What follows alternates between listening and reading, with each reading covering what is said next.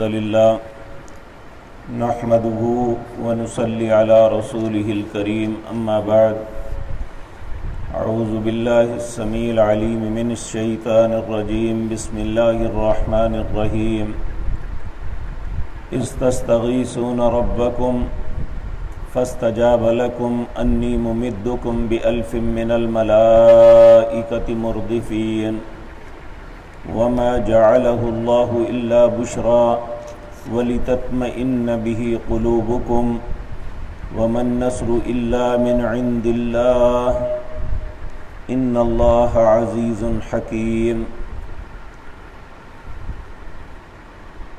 حضرات محترم، گزشتہ آیات میں ہم یہ بات پڑھ آئے ہیں کہ اللہ رب العزت اپنے حبیب کریم صلی اللہ علیہ وسلم کو یہ ارشاد فرما رہے ہیں کما اخرجک ربک من بیتک بالحق، جس طرح ہم نے آپ کو اپنے آپ کے گھروں سے نکالا حق کے ساتھ۔ وَإِنَّ فَرِيقًا مِّنَ الْمُؤْمِنِينَ لَكَارِهُونَ، اور مومنوں کا ایک گروہ اسے ناپسند کر رہا تھا۔ تو یہ تفصیل کے ساتھ آپ کے سامنے عرض کر چکا کہ نبی کریم صلی اللہ علیہ وسلم دراصل ابو سفیان کے تجارتی قافلے کو روکنے کے لیے گھر سے نکلے تھے، لیکن وہ تو بچ نکلا، مکے سے آنے والے قافلے سے مٹبھیڑ ہو گئی۔ جب یہ دونوں لشکر آمنے سامنے آئے تو کیفیت یہ تھی کہ یہ 310 سے کچھ اوپر تھے۔ عمومی طور پہ معروف یہ ہے کہ 313، لیکن بعض احادیث میں 319 کے جو ہے صحیح الفاظ بھی آتے ہیں۔ اب ایک طرف 313 یا 319 اور دوسری طرف 1000 سے زیادہ لوگ تھے۔ نبی کریم صلی اللہ علیہ وسلم نے ویسے تو پہلے ہی اس لشکر کا پتہ چلا لیا کہ آپ نے جاسوس بھیجے کہ دیکھ کے آؤ کہ یہ ایک وقت میں کتنے جانور ذبح کرتے ہیں۔ تو انہوں نے کہا ایک دن 3 اور ایک دن 2۔ ان کھانے سے نبی کریم نے اندازہ لگایا کہ یہ 1000 کے قریب لوگ ہیں۔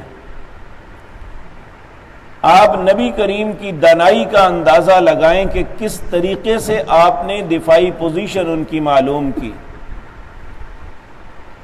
اب جب آمنے سامنے آ گئے تو 1 اور 3 کا مقابلہ تھا۔ ایسے حالات میں حقیقت بات یہ ہے جب جم غفیر سامنے دیکھا جائے تو دل گھبرا جاتا ہے۔ پھر جب کہ پہلا تجربہ تھا، اس سے پہلے آپ کا باقاعدہ اتنا بڑا کلیش نہیں ہوا تھا۔ اس کے بعد پھر 83 جنگیں نبی صلی اللہ علیہ وسلم کی زندگی میں ہوئی۔ پھر صحابہ کا ڈر ختم ہو گیا تھا کہ ہم کم ہیں یا زیادہ۔ پھر تو یہاں تک کہ جنگ موتا کے اندر ایک طرف 3000 تھے، دوسری طرف 2 لاکھ کا لشکر تھا، اور سیدنا خالد بن ولید رضی اللہ تعالی عنہ انہیں تکلیف بھی دے آئے تھے اور بچا کے اپنے ساتھیوں کو نکال بھی لائے تھے۔ تو جب یہاں یہ کیفیت تھی تو اس وقت نبی کریم صلی اللہ علیہ وسلم اللہ سے دعا کرنے لگے۔ یہ معروف دعا ہے کہ نبی کریم صلی اللہ علیہ وسلم، حدیث میں آتا ہے کہ آپ بلند آواز سے دعا کرنی شروع کر دی، اور اس سے معلوم ہوتا ہے کہ بلند آواز سے دعا کرنا بھی رسول اللہ کے طریقوں میں ایک طریقہ ہے۔ جب انتہائی کیفیت ایسی ہوئی کہ جہاں دل ٹوٹنے کے خطرہ تھا، اور ایسا تھا کہ نامعلوم آئندہ آنے والے وقت میں کیا بن جائے، تو پھر بلند آواز سے بھی دعا کریں تو یہ رسول اللہ صلی اللہ علیہ وسلم کی سنت مطہرہ ہے۔ آپ زور زور سے یہ کہتے کہ اے اللہ تو اپنا وعدہ پورا کر، اللہ تو اپنا وعدہ پورا کر۔ پھر آپ نے اللہ سے انتہائی جذباتی قسم کی بات کی، اللہم ان تہلک ہذہ العصابہ فلن تعبد فی الارض بعد اليوم۔ اے اللہ میں ساتھی جو میرے تھے میں سب لے آیا ہوں، اگر آج یہ ہلاک ہو گئے تو آج کے بعد تیری عبادت کرنے والا کوئی نہیں ہوگا۔ تو بھلا اللہ کو کیسے منظور ہے کہ اس کی قوت و طاقت کے ہوتے ہوئے ایسا ہو جائے؟ حدیث میں آتا ہے کہ نبی کریم صلی اللہ علیہ وسلم یہ بار بار اللہ سے کہہ رہے تھے کہ آپ کے کندھے پہ جو چادر قمیض کے طور پہ رکھی ہوئی تھی وہ گر گئی۔ سیدنا ابو بکر صدیق آگے بڑھے، انہوں نے چادر زمین سے پکڑ کے آپ کے کندھوں پہ دوبارہ رکھی اور عرض کی، اے اللہ کے رسول بس کیجیے، اللہ اپنا وعدہ ضرور پورا کرے گا اور اللہ نے جو وعدہ کیا ہے اس کے خلاف نہیں کرے گا۔ یہ اہل ایمان کا اعتماد تھا۔ اس کے بعد معرکہ ہوا تو اس سے پہلے اللہ نے آپ کی دعا کی قبولیت کرتے ہوئے آپ کی طرف وحی کی۔ اس وحی کے یہ کلمات ہیں، اللہ فرماتے ہیں استستغیثون ربکم۔ استغاثہ کہتے ہیں مدد کو طلب کرنا۔ ہم عدالت میں استغاثہ دائر کرتے ہیں تو اس کا مطلب یہ ہوتا ہے کہ میرے ساتھ یہ معاملہ ہوا اور میں عدالت کو مدد کے لیے پکار رہا ہوں۔ یہاں عدالت کو نہیں اللہ کو پکارا جا رہا ہے، اور یہ بات بتائی جاتی ہے کہ انتہائی انسان قسم پرسی کی حالت میں بھی ہو، مقابلے میں کتنے ہی دشمن طاقتور ہو، تو انسان اللہ سے مدد مانگے تو اللہ مدد کرتے ہیں۔ جس طرح اللہ نے اپنے حبیب کریم جناب محمد الرسول اللہ کی مدد کی صلی اللہ علیہ وسلم۔ اللہ فرماتے ہیں استستغیثون ربکم فاستجاب لکم۔ اے میرے نبی آپ نے مجھ سے مدد طلب کی، فاستجاب لکم، میں نے آپ کے استغاثے کو ایکسپٹ کیا، قبول کیا۔ انی ممدکم بألف من الملائکۃ مردفین، میں 1000 فرشتوں کے ساتھ تمہاری مدد کر رہا ہوں جو قطار در قطار آ رہے ہیں۔ ایک دوسرے مقام پہ آتا ہے 3000 فرشتے، ایک مقام پہ آتا ہے 5000 فرشتے۔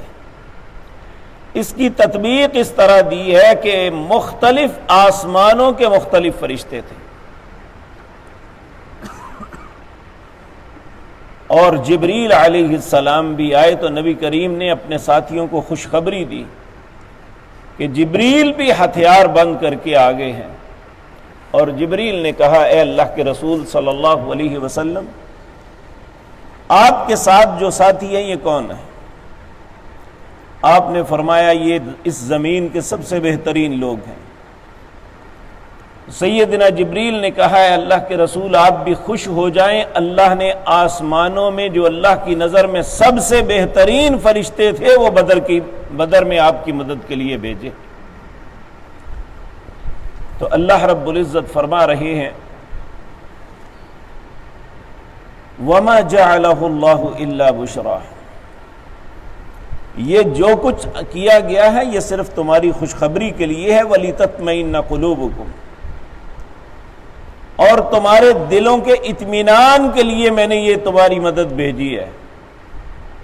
لیکن پھر بھی یہ یاد رکھو فرشتے آنے کے باوجود وَمَن نَّصْرُ إِلَّا مِنْ عِنْدِ اللَّهِ، مدد پھر بھی اللہ نے ہی کرنی ہے۔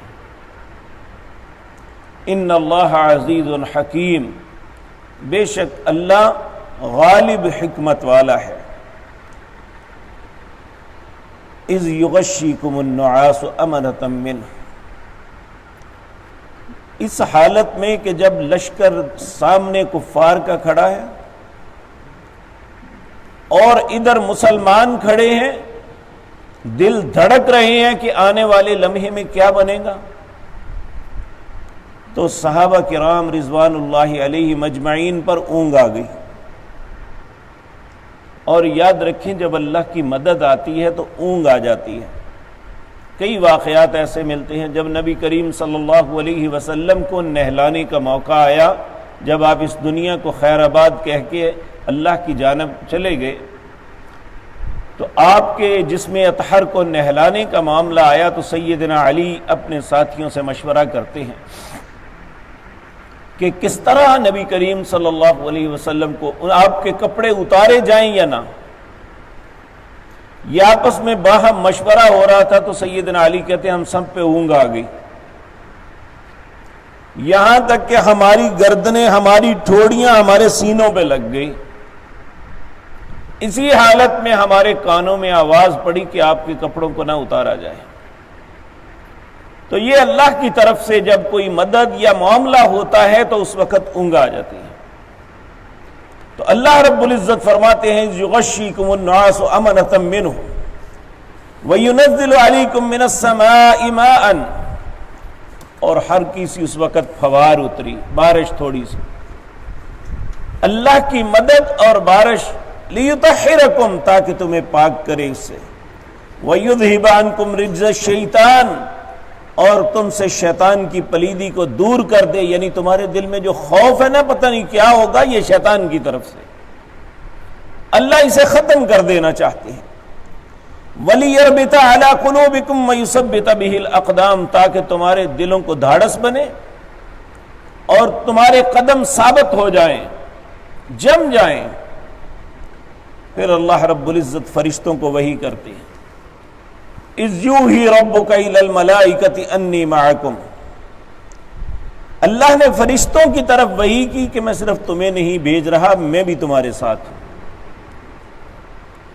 فَثَبِّتُوا الَّذِينَ آمَنُوا، تم ایمانداروں کو حوصلہ دو، سَأُلْقِي فِي قُلُوبِ الَّذِينَ كَفَرُوا الرُّعْبَ، میں کافروں کے دلوں میں رعب ڈال دوں گا۔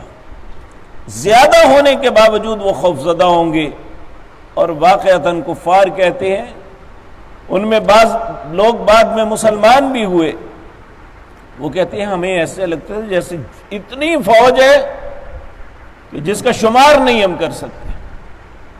ایک صحابی کہتے ہیں کہ میں ایک کافر کے پیچھے بھاگا کہ میں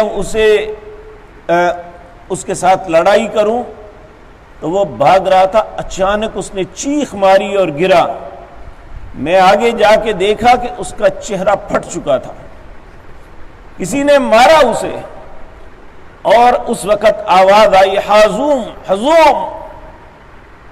تو جب اس نے نبی کریم صلی اللہ علیہ وسلم کو جا کے عرض کیا کہ میں نے یہ واقعہ دیکھا ہے، آپ نے فرمایا یہ تیسرے آسمان کے فرشتے تھے جنہوں نے یہ کاروائی کی ہے۔